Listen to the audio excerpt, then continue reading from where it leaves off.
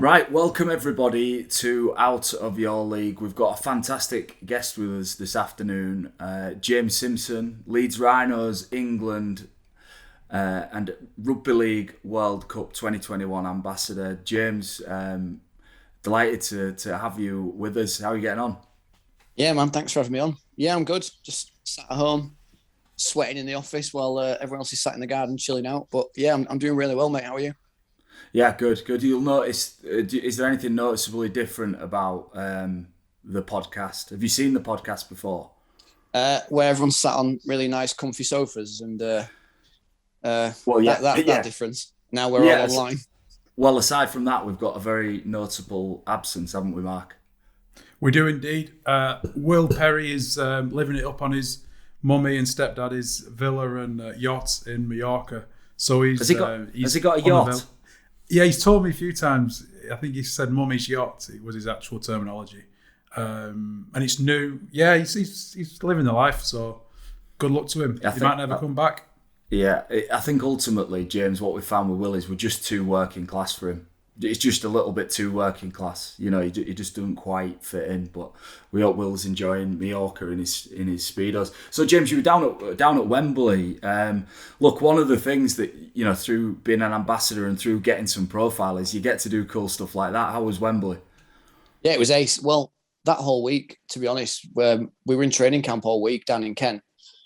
So we were training really hard, like Monday to Friday, and then Wednesday we zipped off to look at the copper box to see where we're going to be based, which was ace. And then Friday, we were at the cenotaph for the wreath laying, and then went to Downing Street to like do some photo ops with the Prime Minister and all the statues, and then had a little tour of Downing Street. And then next day we were in Wembley doing that. So yeah, it was just an amazing week, and the cenotaph and Downing Street, and then behind the scenes at Wembley is like one of those massive opportunities I get to do for being the ambassador for the wheelchair game. That like it's proper pinch yourself moments, and those couple of days all happening at once. It was like, oh yeah, I could do this for a long time. Did you get to chat to Boris? No, not really. John Dalton did a little bit. He saw Jason Robinson and got really excited. He played the real rugby. That's probably I know you. The normal rugby. And then, yeah, so Jason Robinson got really excited, and then he was gone within like a couple of minutes. I think he was on. It's weird because when you get down there, everything's so schedulized for him. Like the people outside, the media guys were like, right, he's coming down the stairs now. He'll be at the door. Okay, he's coming out now. You do what you got to do. And then they're like, yep, he's meeting now in 10 seconds. And everything is just so rigid for them that like they must just get guided everywhere by someone to go from appointment to appointment. Yeah, you can imagine it, can't you? Boris, you have 98 seconds with the Northerners. Go chat about rugby. Yeah. Time's up. Time's up. Go and lie to the public on telly.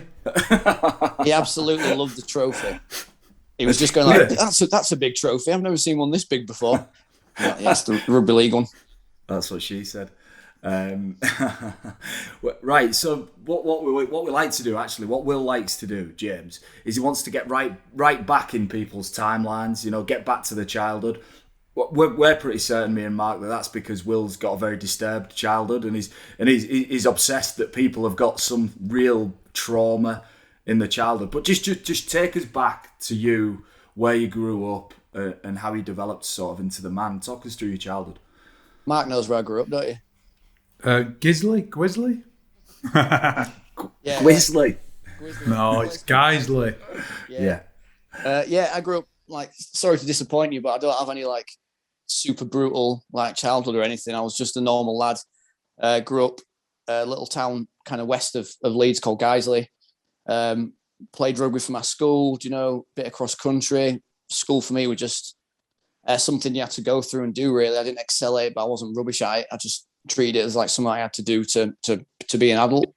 I grew up, everyone's probably sick of me talking about it now, but I grew up wanting to be a soldier, and that's all I wanted to do as a kid. So when I was at school or when I was doing something, everything I did was based around joining the army as soon as I could get out of school and leave Leeds and see the world. So yeah, that's how I lived my life, really. And then when I was 16, I left school, joined the army later that year. And then before I knew it, I was 18 and I was out being a soldier. I'm really interested in this, that you were obsessed with being in the army. That for me is I find that interesting because, it couldn't have been further away from my thoughts going through school. I'm pretty sure you'd be the same, Flash, right? Yeah, that was going to be my question. Yeah, at 16, 17, 18 to want to like put your body and life on the line for your country must have been something that you're really passionate about. And I was thinking, why? Is it the travel? Is it the being part of a team? Is it the combat? Is it the sense of belonging? There must be a million different reasons why. What was the one for you, really? Yeah, so when I came on board as a World Cup ambassador, they did this really fancy video for me, which they got some fancy production team for London to knock up, and I had to go back and find loads of photos and videos of me as a kid. And I found videos of me I was 7 years old wearing dog tags and camouflage T-shirts next to tanks that I'd gone around tank museums and things like that. And it was just one of those things I always wanted to do. And weirdly, when I was 13, sneaking into cinemas to watch Saving Private Ryan, and you remember the beginning of that, it's just brutal. It's when they land on D-Day on Omaha Brick Beach and just get smashed. But that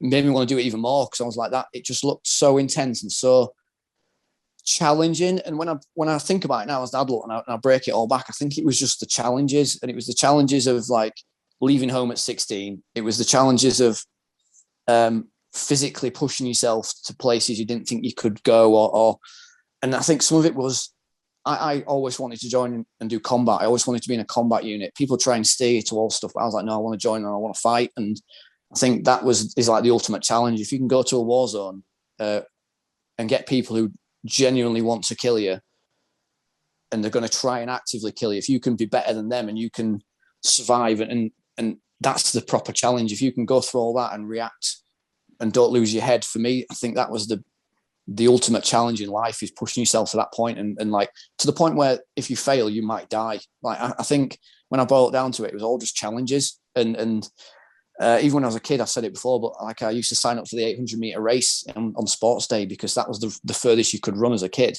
So nobody wanted to do it because it was the hardest race. Everyone wanted to do the 100 and go home. So I 10 seconds graft, 10 seconds, not at 12, 15 seconds graft and go. Okay. They do them, they breed them well in Guiseley. But so I did the 800 because it was the hardest and the worst. And I think that when I think back to being a kid, that is the point where I was like, I want to do it because it's challenging and test myself. And I have all the cliches. I did want to get out of Leeds and travel and see things. But it wasn't, I'm not one of those guys who was like, yeah, I wanted to see the world, because I never did any of the stuff some people do where they'll play sport for the army, or they'll go and live in so-and-so for a year as a speedboat driver, but get paid by the army. I was always looking for the next combat deployment or the next tour that would get me ready for combat. So I think it was just the challenge of combat, really, and the challenge of being in shitty situations, but knowing you can handle it and knowing you can survive and come out the other end. I find that really interesting, because you're saying from a young age you wanted to put yourself out of your comfort zone, and I think human beings by their very instincts just want to be comfortable and safe. But for you, from a 7, 8, 9-year-old to actively want that kind of situation to be in, and where you put in stressful situations, that's pretty rare, I think.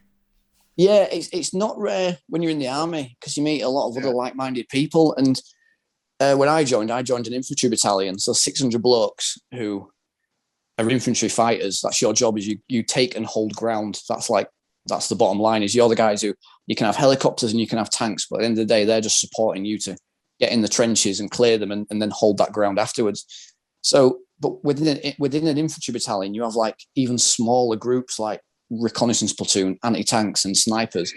So as soon as I got in a battalion, I was like, right, where's the toughest place? Sniper platoon. So as soon as I got in my battalion, 600 blokes, there was a 16-man sniper platoon. So straight away I was like, I want to be in that platoon, because there's only 16 of them and it's hard. So that's that was the first stepping stone of my military career, was then doing this course, this 9-week course to qualify as a sniper and getting in that sniper platoon. So after that, it was the next course and the next course. And it was literally from as soon as I passed out of training, where's my next uncomfortable thing I can go to test myself and get better. So and I think when you get in those platoons, so that you get in those little units like sniper platoon, you meet more like-minded people. who want to be the same as you and do the like set a high standard and push themselves. And as you go through your career, you find a lot of like-minded people. That's the essence of team sports at a high level, James, that you've just nailed there. It's a collection of like-minded people aligned with how they see the world, who push in one direction, push aggressively in one direction and always, pursuing being better. Well, I cannot believe you watched the opening scenes of Saving Private Ryan and wanted to be on that fucking beach. You've got to be weird. You've got to be weird. Maybe not exactly on that beach, but yeah. But for me, those blokes, like the guys who did that and the guys who fought in like World War II, to me, they're like the epitome of what it takes to be like brave and courageous. Because they were hitting that beach, pretty much knowing what was waiting for them, and they went anyway. And for me, that's like the epitome of courage, is knowing what's waiting for you, but just getting a grip of yourself and doing it. And when I watch things like that, it just gets me really like that's just courage, through and through. And those blokes to me are like the epitome of it. Is that quite rare these days? Do you know, is that sort of mentality, from your experience, still as prevalent as it was, in the 1920s and 30s and 40s, or has society changed and therefore people changed as well? I think it's definitely changed. I think, and I'm only 35, but I'll sound like a right old bastard, but I think things have got too easy now. And I'm not saying everyone needs to go live in woods and things, but everything's like at the click of a finger. Yeah. Your apps. Look at us doing this online how easy it is. And I do think it's changed a lot. And I think the military is one of like the last bastions of that kind of mentality, and that like where it's unashamedly like tough and brutal, and it's unashamedly like you've got to go there and graft and work hard and put yourselves in horrible situations. And I think it's one of the last like areas that still exists. Would you bring back national service or a form of it after being in the army for so long and seeing the benefits it gives you as a person? Would you approve of some form of it to kind of better the next generation of young people? I don't think so. But then because I think if you join as a soldier, you don't want to then be put with conscripts. If you're joining to have a career out of it, the last thing you want to do is be with people who don't want to be there, or are getting by doing the minimum, when you want to be with people who are pushing for a high standard. And you don't want to go into battle with people next to you who are like, aren't really they've cut corners on training, or they don't really want get it as much. But I think there's other things you could look at, like other countries who do like a different form, where they have a couple of years where they'll go and work for in a certain non-combat areas, like maybe work in medical or work in. I think there is things they could do, but definitely not in the military. No, I personally would not want to be with you wouldn't feel safe. Conscripts. No. And then if you have a separate unit of just national service guys, it's I'm not it's not really a big thing that I'd back. So it's a couple of big moments in your life, obviously, this pursuit of getting into the armed forces and then achieving that, right? And then once you're in there, you've got this dogged mindset to improve and to get better. That all leads up to the point, look, what we're going to talk about today is what people are fascinated in about you. For me, it's interesting, but I think your mindset prior to it shows, and your mindset after is interesting more so. But talk to us how that, what was the path from joining, and where did you get to in your career before the incident? Yeah, well, I'll give you like a rapid through it, and you can just get in it and tear it apart. But so I passed out of training, and I was a bit of a spotter. So I got top student when I was in training, because I was always willing to do that a little bit more than everyone else, and I was always, when people go into bed, I'd stay up and do things, and I'd never cut corners. And it's one of those things, weirdly, in the army, when you turn up at your unit, and if you've got top student in training, you get the piss taken out of you quite a bit, because you're like, we teacher's pet. Yeah, but even though you're the opposite, because the teachers don't really see, or you don't realise at the time they see what you're doing, because you're like 17 years old, grafting, staying up, ironing when everyone else is asleep, and you're doing it because you want to be good at it, not because you think you're going to get a pat on the head. And at the end, they're like, oh, we'll give you top student. And you're like, oh, right. Yeah, I was just doing it so I didn't get shouted at. But all right, yeah. Oh, I wanted to be the best. So I passed out of training on the 16th of July, 2004. And then 2 weeks later, I was in Bosnia because my guys were already there. And then I passed out of training and went to my unit and they said, like, there's 2 months left. You can either stay here and do rear party, like get the base ready for their return, or you can go. So I was like, well, I'll go. Send me straight out. I'm happy with that. So I went straight out to Bosnia to meet my unit, which was tough because you're going straight into a unit who's deployed. And it wasn't like Iraq or Afghanistan where it was like you were fighting. You were basically peacekeeping, but you were turning up to a unit who have been together for 4 months in a different country. So you've got to like ease into that. But I'd have rather done it that way than let them come back and then me have just been in the camp for 2 months because you'd just been right at the bottom of the pile. And then from there, I went to Belize to do jungle warfare training, which was like, that was 2 months in the jungle, which was absolutely ace. I love that. I'd go back to the jungle like any day. And then from there, I joined the battalion sniper platoon, which there were 16 of us. And even there, I went on the course, having been in the army less than a year. And I was with guys who'd been there like 4 or 5 years. And I was on that course. And every day I felt like I was going to get binned because I was so new to the course. And everyone else was known. Like the instructors knew them or they knew of them. And nobody knew me. And every day I was just quiet as a mouse. And then as soon as we'd finish on the night, I'd go revise by myself again like a spotter. And then I ended up being one of only 2 to pass it and go into the platoon out of like 9 guys. But every day I woke up and I was like, this is my last day now. I'm going to get binned. Do you know? I just know I am. Like, they're going to find me out. These guys have been doing this for 4 years. I'm going to be binned.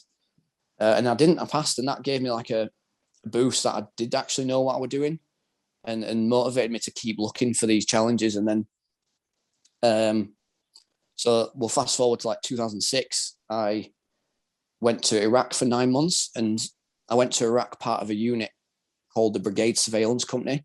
And it was made up of reconnaissance soldiers and snipers from like across the battalion. And our job was less about getting into firefights and contacts. And our job was to gather information.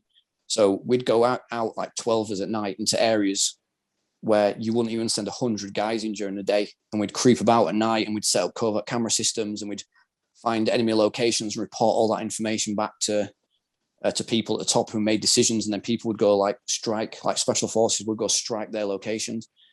So I did that, and I did 9 months there, and this is where it kind of ramped up a bit. So while I was in Iraq, my unit were getting ready to redeploy to Afghanistan, but they were 30 blokes down because they were in Iraq at the time. So they approached some of us and said, right, you'll come back from Iraq in July. We need blokes to deploy to Afghanistan in September. And you're supposed to wait like 18 months before you redeploy because you come back and you chill out and you train and you get ready.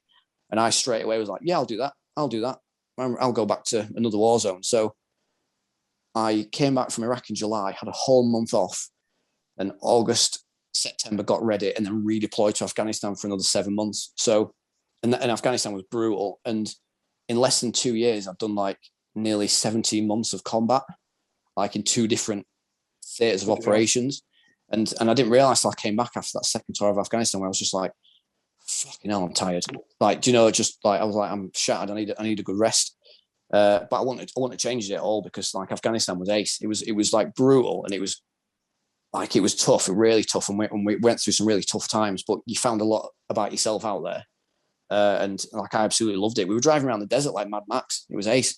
So like, it was just before the Taliban started using IEDs. So it was very like in your face fighting. So we were driving around in Land Rovers where we had like no roofs, no doors. We smashed the headlights out because they'd give our position away at night.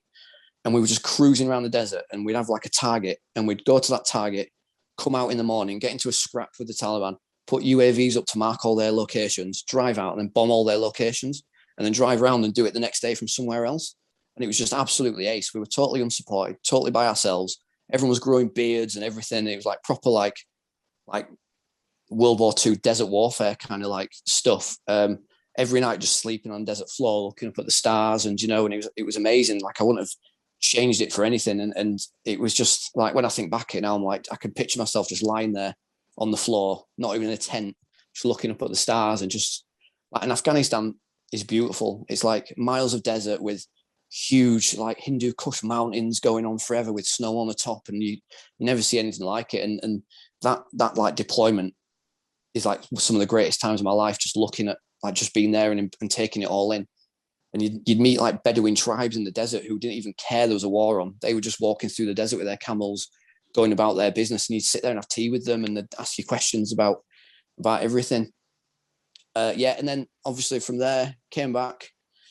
A year and a half later, went on my second tour of Afghanistan, which is where I got injured. So second tour of Afghanistan was very different because I was in like a fixed location. So we'd go patrol out from our location, which means it was easy for them to plant bombs and IEDs because they knew where you were going, which I didn't do on the first tour because we had free reign to go where we wanted.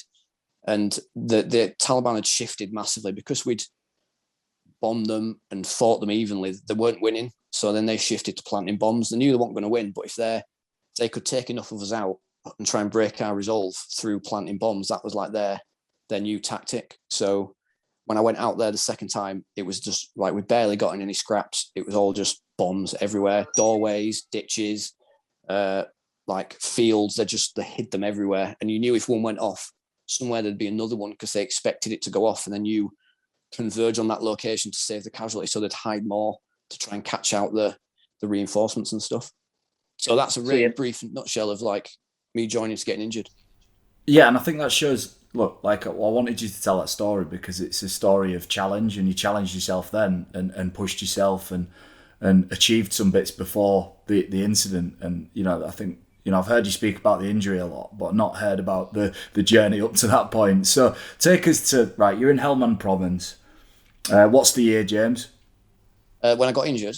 Yeah. 2009, November 2009.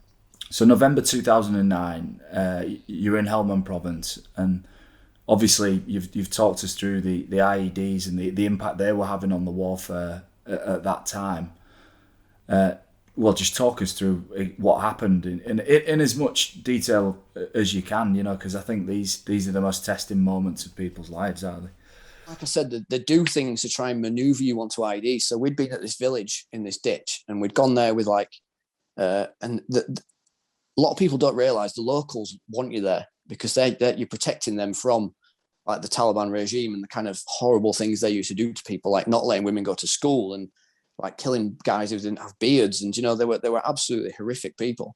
And so this village had moved itself out. So where the River Helmand is, about a mile either side of it is just absolutely dense jungle level of foliage, which is called the green zone because it's just so they grow all the crops and they grow the heroin and things in there. And yes, seeing absolutely miles of fields of heroin as well. That's insane. Like the poppies, just seeing miles and miles of that. And you're like, should we burn this or something? And you're like, can't, because it's their livelihood. And you're like, all right, cool. Yeah. So we'll just let them grow all this heroin. And then, so this village moved itself out of the green zone into the desert for our protection, because at night the Taliban would come in, threaten them, steal heroin to fund their like weapons and stuff. So they moved out to there. So we'd go visit them and we'd go and set up a clinic. So we'd take our medics, doctors and everything to like bond with the locals, and they loved it. So we'd sit around and have tea with them and chat through the interpreters. And we were walking back through the desert. And there was a really old like fort, which has been around since, I don't know, like when we had soldiers there in the 1800s, this fort is just like nobody uses it anymore. So we started getting engaged from there by heavy machine guns. But we were too far away for it actually to do any damage. So straight away, you're like, they're trying to force us somewhere. They're not trying to hit us. They're trying to make us jump for cover or make us get in a ditch, knowing that there's probably stuff planted in there. So we just kind of kept walking while you can hear the cracks and stuff whizzing over you, but you're pretty sure you're not going to get hit. And then we just walked away from them shooting. It's like the ultimate thing to do to a bully. We were like, yeah, you shoot us if you want, but you're not going to hit us. And we'd got a bit further out to stop firing at us, and we got to this ditch. So we knew there might be something in there somewhere. So we sent the metal detectors in, didn't find anything. And then we went through it one by one. And I was just the seventh guy who went through, like total unlucky roll of the dice. I was the guy who stepped on the device that had obviously been buried in there. Luckily, nobody else around me, because we did it one at a time, got injured. I was just stepped on it and got like blown a bit off to the left. And when you see explosions in films, they're like big fireballs, but they're not. It's just dust, just a massive thud and dust. And I remember just kind of like opening my eyes, and I knew I'd been hit, and I was like, what's going on? What's going on? And I remember like shouting, I'm over here, and I was on my front, and I can remember the sand and stuff on my face. And then one of my mates got to me and rolled me over, and I knew straight away I'd been hit. And I was like, I knew it was bad, but you don't know how bad until you check. And at this point, we'd been there 2 months, and I'd worked on other soldiers who'd been hurt. Some of them didn't make it. I'd worked on a few civilians who'd been injured, who we tried to save. And so if civilians get hurt, we do what we can to save them. We send them back on our helicopters as well. Like we're not just going to leave them. We try and save them as much as we'd save our own. So I'd done that. So I knew when I got hit how bad I didn't exactly know how bad it was, but I knew it was bad. And it's when I got rolled over, really. Like I've said to you before, John, I braced myself, and I started at my right arm because I knew that wasn't that bad. And that's when I like looked, and I saw all the muscle gone, and I could see my tendons and blood. And I looked down, and I saw my right leg was gone, but my tib or fib was still there, and that was bent towards me, so my knee was bent the wrong way. And then I went over to like the left, and that was totally gone. And there was like shrapnel wounds in my left leg, and they were like overflowing with blood, and it was just like coming out into the sand. And then I went over to my left hand, and you wear like Kevlar gloves, and my little finger, my ring finger, my left hand was just hanging like in my glove. And I was like, and I remember saying to myself, like shit, I've been hit. Yeah, okay. And I was just trying so hard to stay calm. I was like, yeah, I've been hit. Yeah, okay. Yeah, no worries. All right, cool. Yeah. And I was just talking to myself. And then heads started popping up all around me like meerkats, like my mates and my muckers who were just popping up to instantly start working on me and start plugging the holes and talking to me, keeping me awake, getting me ready to move, keeping me alive. And instantly it went from like, within 10 seconds, people were on me, working to keep me alive. And that 23 minutes after getting injured, the helicopter came. And as the helicopter was coming, you have to get your metal detector out and clear a landing site. They found an ID where the helicopter would land. So they'd planned it. So when I got injured or someone got injured, we'd call a helicopter. There was another ID planted there in the middle. So we had to shift the HLS to another location. So they had to carry me further on the stretcher because they'd planted more waiting for where they thought the helicopter might land. So they're always like going one step further than you think. So when the helicopter landed, I was put on there. And then I don't remember anything for like, I woke up in intensive care in England 2 weeks later. But that like 23-minute period, I didn't remember much of until I spoke to the guys who were there who told me stuff. And I was like, yeah, I remember that.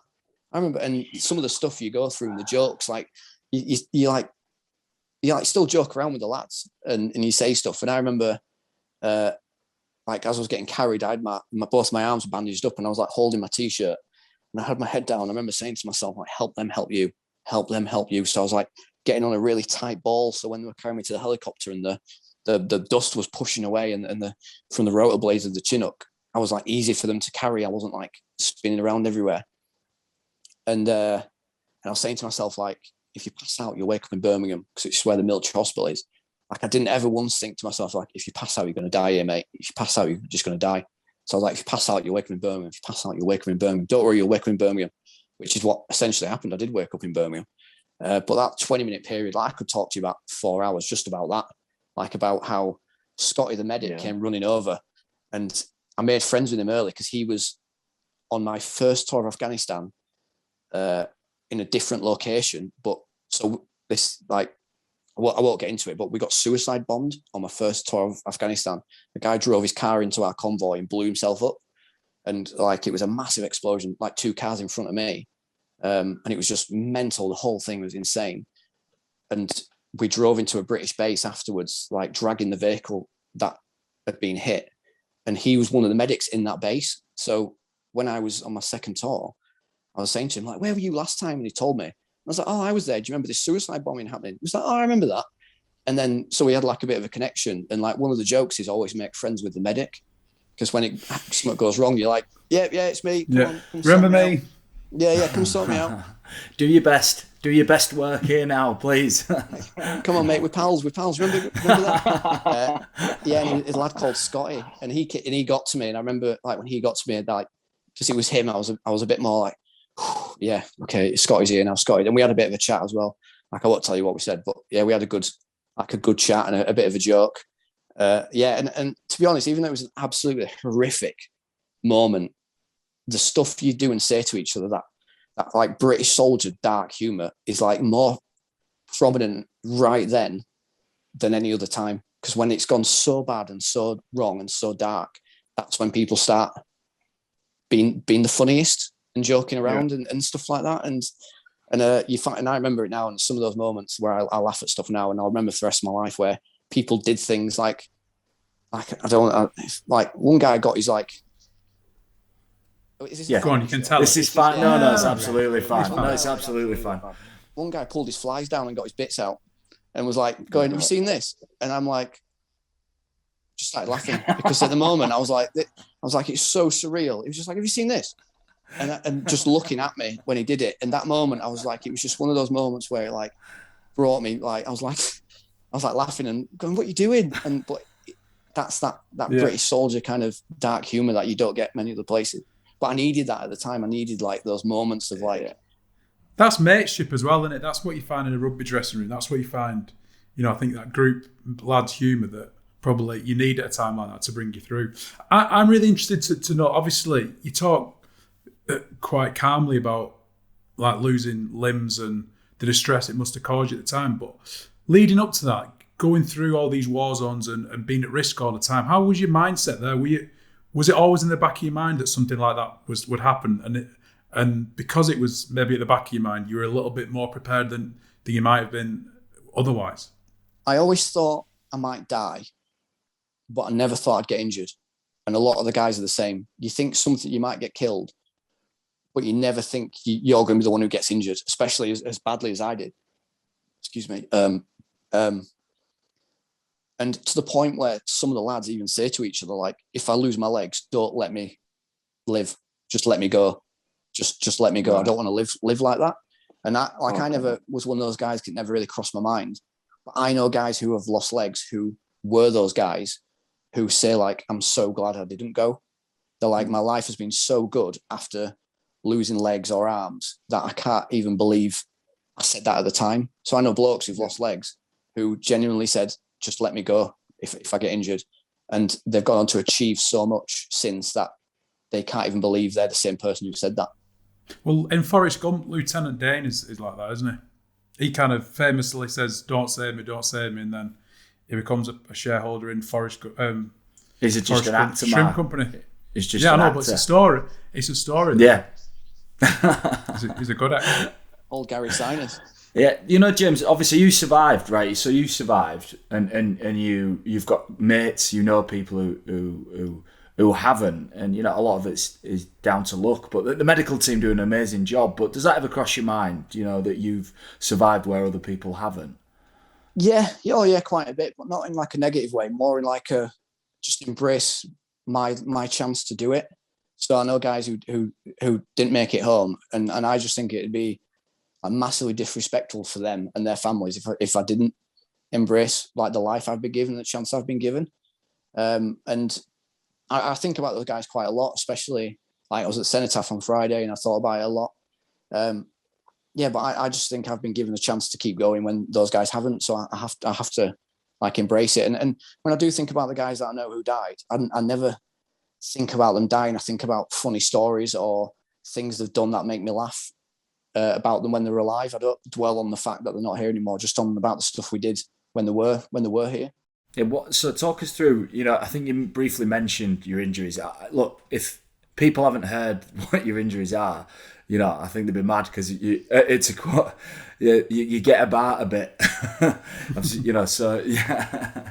So yeah, no, just talk us through the injuries, but then more so practically, what a pain in the fucking ass those injuries are, rather than just what they are, and like how does it fucking affect you, Yeah, so I don't even know where to start. Like, I'll start with the simple stuff. So I'm missing like a big chunk of muscle on my right forearm and my lat on my right hand side. So straight away there, my body, like my right shoulder has to overcompensate because my back can't do the work.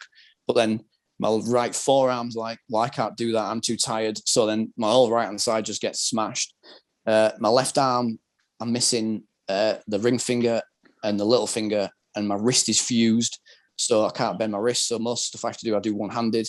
I can still use my Xbox controller, so that's fine. Then like the big ones are like my right leg is gone above the knee, my left leg's gone above the knee, and then there's a few other bits like a bit of shrapnel up to my like abdomen, so I've got a few scars and stuff there, and a little bit of just like a bit of like sometimes a bit of trouble with the muscle there, depending on like how the scar tissue is. So they're basically like the injuries, and so the arm stuff you just crack on because it's like you bumps and bruises and things you can get through. But like leg wise, I've got my prosthetic, so I pretty much live on my prosthetic legs, and I use my chair at home as like a pair of slippers. So when I'm at home, a bit taking dogs for a walk, going out, being at the gym, if I've got nothing on for a few hours, I might just pop my legs off and jump in my chair. And I don't really use it outside the house. It's something I will do later on in life, but at the moment, being mid-30s, being fit, healthy, I tend to use my prosthetics a lot more. I can get around a bit easier than I can in my chair because you can get places maybe you can't get in your wheelchair. The only chair I use all the time is my rugby chair, obviously, when I'm playing or training. So yeah, one of my, like, I think I mentioned it before, is like one of my rules is like get my legs on by 10 a.m. no matter what, because it's one of those things. If I put stuff off, if I like, I'll put them on at 11, put them on at 12, I'll do nothing that day and I won't put my legs on. So if I get my legs on, I can do anything. So like my partner's a nurse. She gets up for work at 6. If I get up, put my legs on at 7, I will have the dogs walked, been to the gym, been to the shops and everything by like 10. Because as soon as my legs are on, I feel like I can absolutely go out there and smash it. And that's like my first hurdle of the day. And 9 times out of 10, that's fine. I just put them on and I'm off. But some days, if I played the day before or done something, I get a bit like, this is a bit slower. But once I've got them on, I'm like, I'm good to go. I'm fine. And is it an arduous process, that putting your legs on, as you so eloquently put it? No, it used to be. Yeah, I used to faff around doing it all the time. But now, because I'm so used to it, it takes me like 2 minutes just on. Yeah. And then it's standing up for the first time. If you've played the day before and someone's been smashing into you in a metal chair for like 80 minutes and you've got bruises all over your back and things, and you get up and you stand up, you're proper like old man back, like, standing up and stretching out. But yeah. Yeah, I'm like that but myself that's most mornings. Yeah, all the time. It's symbolic though, James, putting your legs on. I think it's such an amazing, you say it so, like Mark said, so candidly. I just want to make sure I've got my legs on by 10. But I know it's a funny thing, a funny turn of phrase, and it sounds so weird to everybody else. But it's the symbolic nature of doing that thing every day. And does that come from your military training?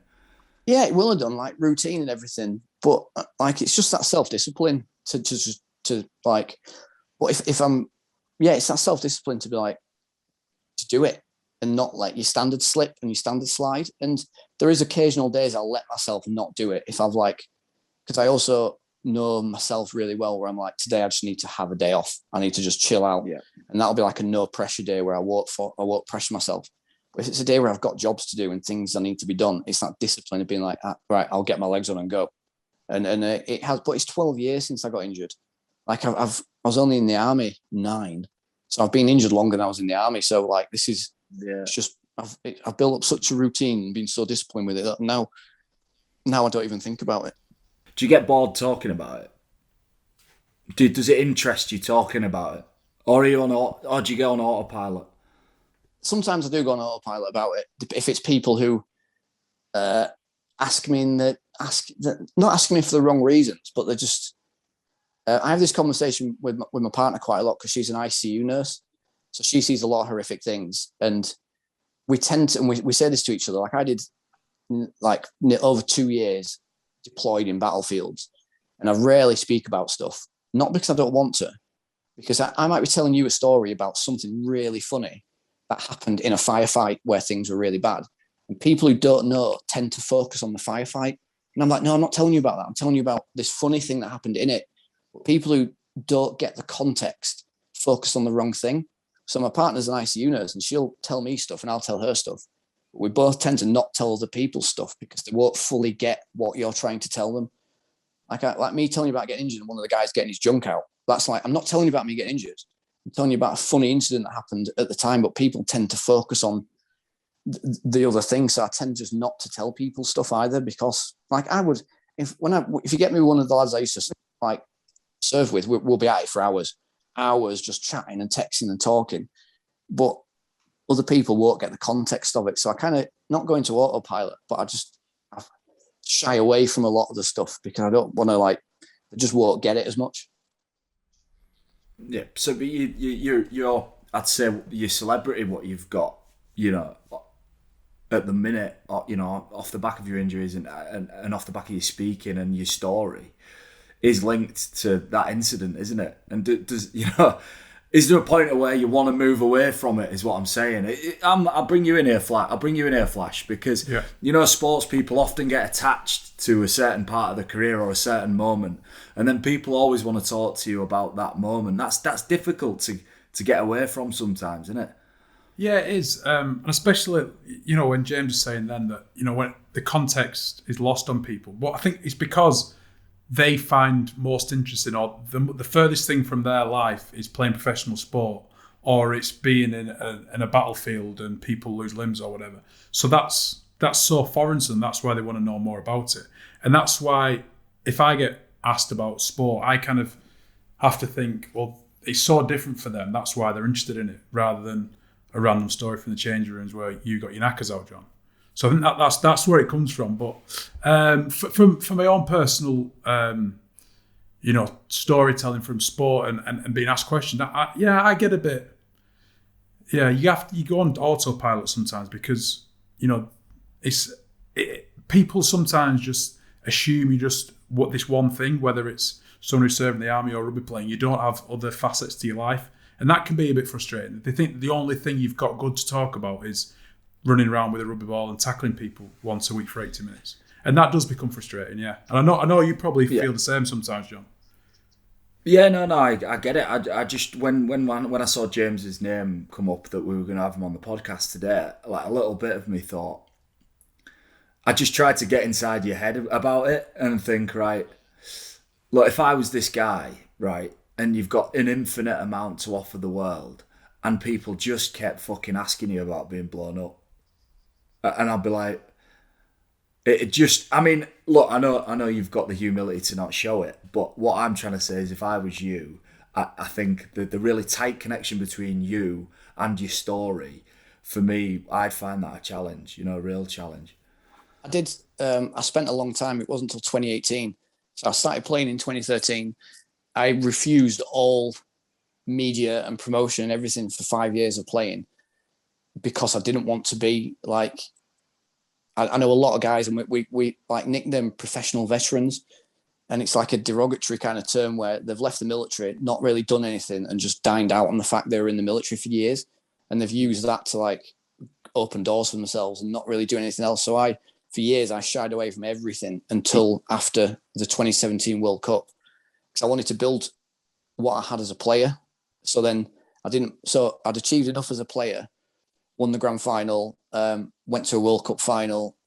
So then when I did get asked about being in the military and things, I also had all my achievements as a rugby player as well to that point.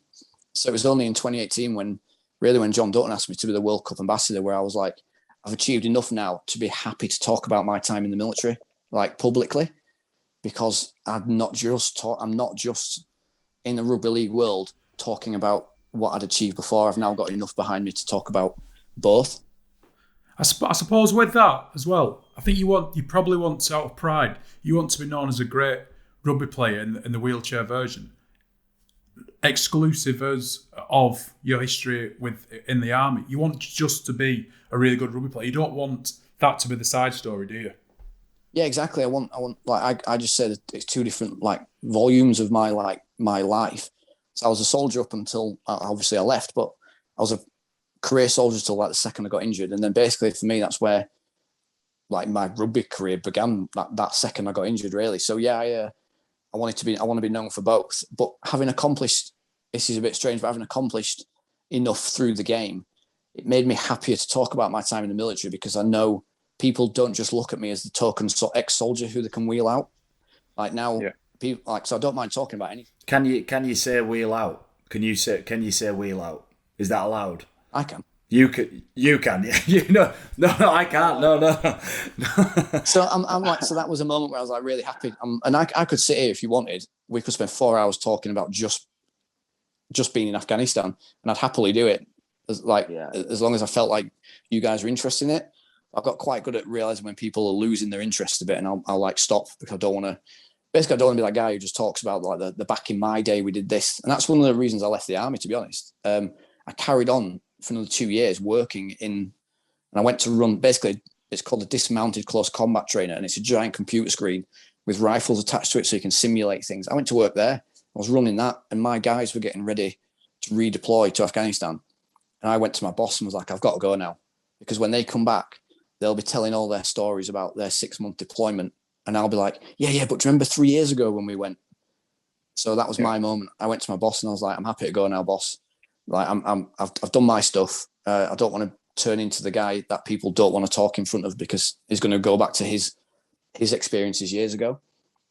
So that was the main reason I left. I said this to John on last Friday. He was going down for the Challenge Cup, obviously. And I said, we catch up with the rugby lads after the game, if they win or lose, whatever. John's still obviously got some great friends there. And you said, John, there's nothing more tragic than a guy living in the past and trying to hang on to his time as a professional rugby player, being part of the team when their time's gone. And I suppose that's kind of what you're alluding to there. I always felt like if somebody achieves something, celebrate it then in that time, but then don't dine out on that, or don't try and attach yourself with the success of other people. And it's always difficult.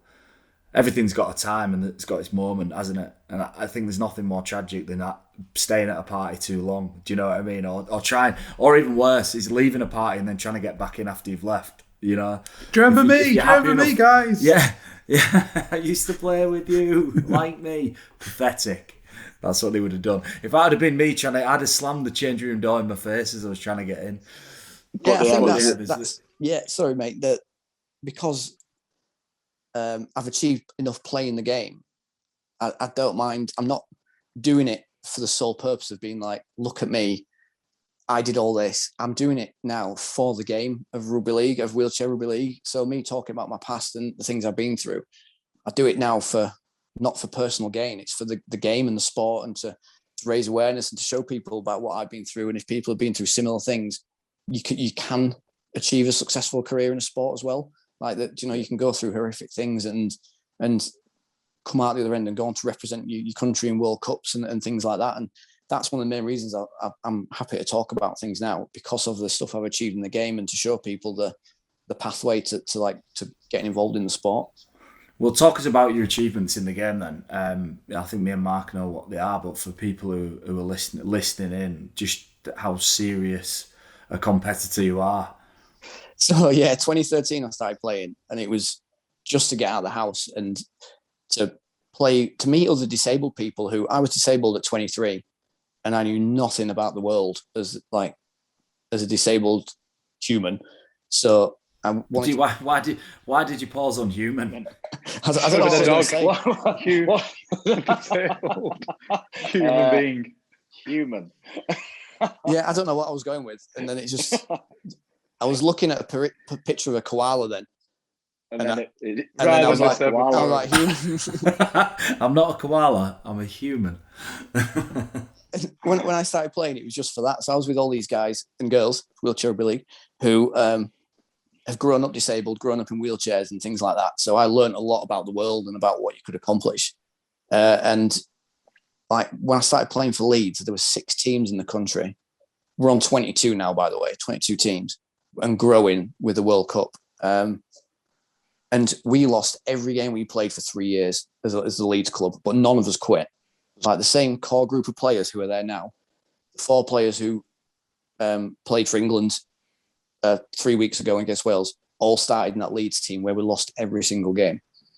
And for 3 years, we just took it, got battered, and slowly we started creeping up. And then I remember when we got our first draw, that was like we'd won the grand final. And then it was just like we haven't lost. We didn't get beat. We got 1 point. Honestly, it was like the best thing ever.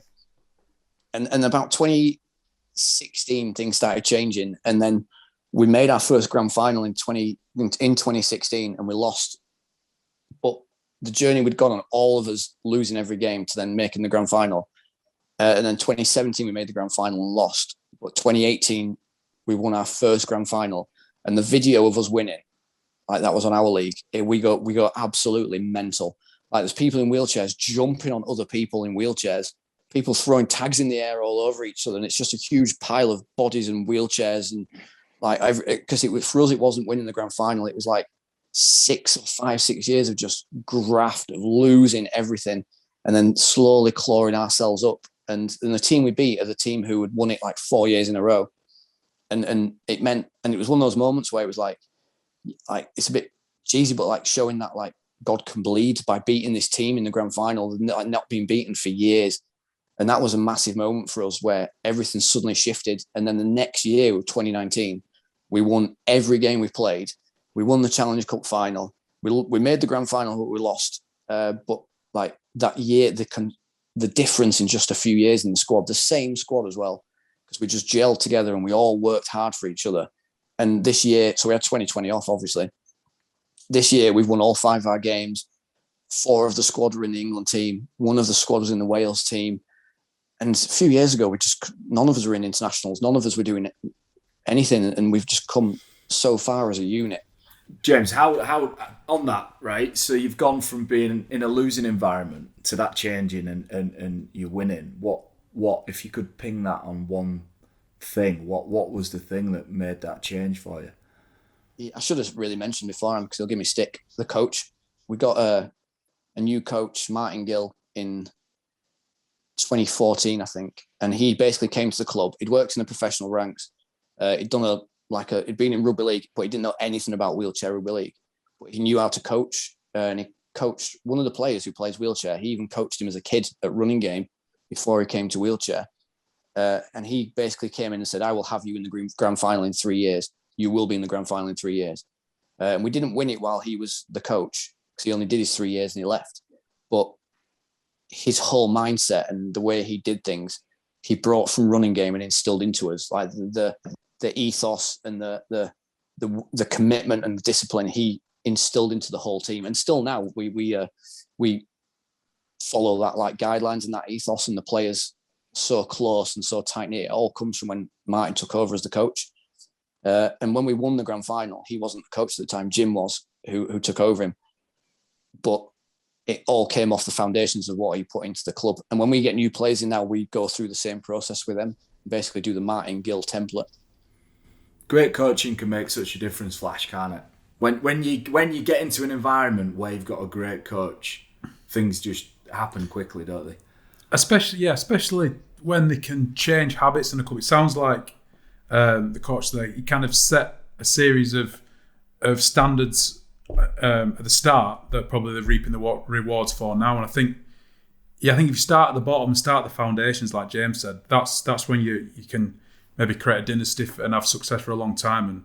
And we always say culture is a massive word in sport, and it's like you said, John, it's a series of habits, common habits between like-minded individuals, and if you can have someone that can implement them, you've got a great framework for success for a long time, I think. Who's your best coach, Mark? My best coach? It's a good question. I think Nathan Brown was very good at Saints. He kind of, a lot of the success Saints have had these last couple of years has been on the back of the work he did with the young lads, Percival, Makinson, Johnny Lomax, all those guys. They're hitting their best form now, but I think Nathan Brown had a lot to do with that earlier in their careers. How about yourself? Yeah, I'm not talking about me. Who is the worst? Who's your worst coach? Come on, don't be a shithouse. Who's the worst coach you've had? Me again? Yeah. Fucking hell. I can't answer that. No, I'm not like that, John. Pick John, like a childhood coach or something. You tell us, James. Who's your best and worst coach? Well, Gilly's the first, isn't he? Number I was one. going to say probably Gilly on both. Really? Best? Yeah. Because he was a great coach, but when we first came, and he'll say the same thing, when he first came, I basically didn't speak to him because I didn't know him and I was getting used to him. I just kind of ignored him for like 6 months. I just did what he said, but we never chatted really other than coach player. So he slowly got, and that was because you got to remember I was like a couple of years post injury there. So not that I didn't buy into it, but I was still finding my way in the world. So he put, when he made me captain of the squad, it was like he gave me that challenge to test myself, and that was a big turning point for me in my career as a player. And like at the time, I was like, I don't want to be the captain. I just want to, and so I think Gilly's both, because he was a great coach, but he was tough and he had standards. And I remember the times he ripped into us, and I was like, I'm just doing this for fun, but he'd rip into us, and then he'd get a response as well. So yeah, I'm going to give him for both. Yeah, good coaches know how to push players' buttons, don't they? Yeah, oh yeah, and know how to, like the team we've got now. He knew how to. He knew one player he could just rip into, but he also knew the other player would be like, yeah, that's really good, that mate. Do more of that. Yeah, understanding people. Yeah, he won't just going a million miles an hour. And the culture we've got at the club is like all comes off the back of him. And none of the players in our club ever think about themselves. And honestly, that like not going full circle or anything, but that's such a military mindset as well, that no one is above the team. And we have that at Leeds. And I see other wheelchair clubs who've been around a lot longer than us still can argue and can get at each other. And we're like looking and we're like, we don't do that. We're constantly like on each other and supporting each other. And if someone does something wrong, we're like, don't worry about it, mate. We've got you back. And that all comes back from like his style of coaching. And that's so military. He didn't have a military background.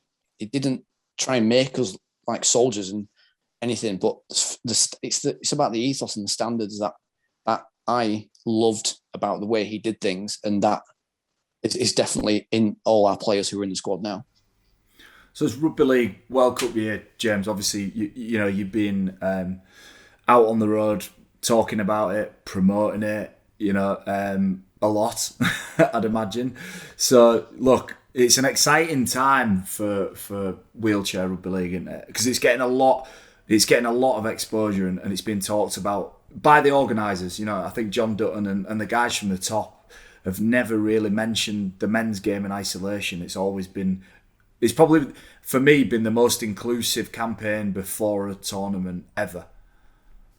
Yeah, I wish I'd have been out on the road a bit more. Like half the stuff I've done recently has just been on video or chat or something, but it's slowly starting to ramp up now. Like last week alone, like I said, with the Copper Box and Downing Street and Wembley and everything. But I think wheelchair rugby league is the most inclusive sport across the board. But I think wheelchair rugby league is like the cherry on top. You've got male and female athletes, like totally different ages across the board. As long as you can get in there, like I think the minimum age is 16 to play international, but you could be like 50, 60 if you're good enough and you're fit enough. You can still play, like if you meet the standards. And to be included in the World Cup, like it's there's not really many ways to say it than it's absolutely massive. And we never expect anything as players. Like we're just happy to play the game and get out there. So when we do get rewarded really with these massive opportunities to play in these venues and to wheel out there in the same weekend as the men's and the women's teams and to take to the same stage and the same stands as them, it's just absolutely massive, especially for the players who have played rugby league before, who might have, like myself, got injured, so they're playing a different variation of the game. And it does come off John. I think John has always been a fan of the game, John Dutton, and he was the right person at the time in that position to be like, I can get the wheelchair game even bigger by putting it on national TV, by including it in the World Cup. And you only have to look at the game we had 3 weeks ago against Wales. We had a 200 capacity in Sheffield and we had 200 people in there. And we were on BBC iPlayer for the first time ever. We've never been on TV before. We were on BBC. So this year has already started so high, building up to what it's going to be the biggest World Cup ever. Like obviously the biggest for us, but the biggest for everyone involved or anyone watching. And I'm like just so excited about it that I don't even know. Honestly, I get tongue tied trying to think of the words to say for it, because I say massive and I say huge and I say awesome, but they're not big enough to say how good it's going to be to watch us all out there. And as a fan, I'm buzzing to watch it. I follow rugby league. I follow the women's game. I follow the wheelchair game, and I watch it all. And I can't wait to watch it all. I can't wait to be in camp with the wheelchair team, watching the women's games, watching the men's games all at the same time, and to be a fan, but in camp as an England player is going to be awesome as well. And I can't think of any other words to say that are going to just go into how big it's going to be. Awesome. It is going to be huge. Awesome. Huge. It's going to be massive. Pretty big. It's pretty big. It's pretty damn big for the wheelchair game. Flash, it's a big year for rugby league, isn't it? Yeah, it is. I was thinking about this earlier. We're saying it's the most inclusive, probably World Cup of any sport, and the fact that they're going to align all three formats of the game: the men's, the women's, the wheelchair game.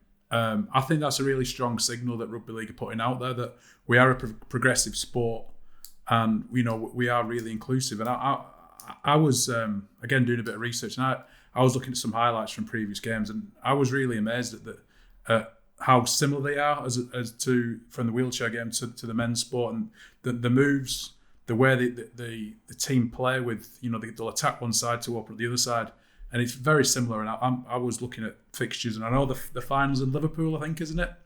Yeah, Friday the 26th, M&S Bank Arena. Yeah, the day before the men's final and the women's final. So I'm thinking I'm going to get over for that. So I'm really excited about it.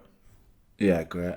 So James, right, one thing I think a lot about as well is that you've given so much to rugby league, and you've been a hugely successful player. You've now become an ambassador for the World Cup, and you're out there spreading sort of rugby league's gospel, the gospel. What has rugby league given you though in return? You're giving a lot out of yourself. What have you got from rugby league? Apart from the